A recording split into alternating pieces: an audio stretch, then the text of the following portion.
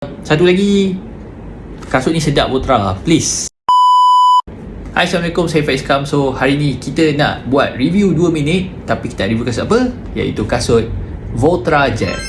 Kasut ni saya boleh cakap antara one of a good or great super shoe untuk tahun lepas. Saya boleh cakap saya memang puji lah untuk banyak-banyak kasut Voltra. Saya rasa ini kasut Voltra yang paling saya suka.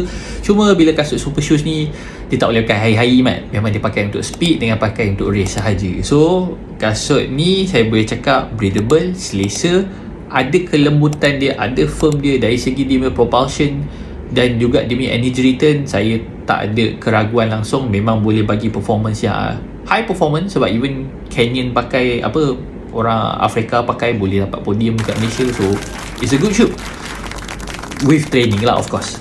Dari segi dia punya rubber outsole pun memang sangat-sangat tahan dan ada kesan-kesan wear and tear sikit lah. Saya dah pakai lebih daripada 100 km. Korang boleh tengok sendiri, saya punya rekod kat Strava. Ada something yang saya rasa boleh improve, terutamanya dekat bahagian tang kena improve. Dia punya tali pun boleh improve. Saya rasa memang kena panjang sikit sebab yang tali asal dia pendek. So saya dah tukar tali sendiri.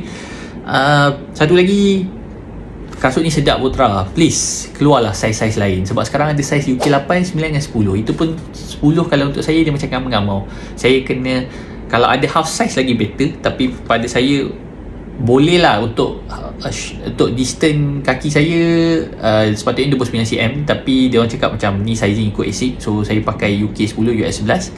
Tapi dia macam ngam-ngam sangat kat depan. So saya rasa kalau ada up half size lagi better lah. But it is still a good shoe. Saya boleh bagi rating untuk review simple ni, saya boleh cakap 8.5/10. Ini adalah review 2 minit Voltra Jet.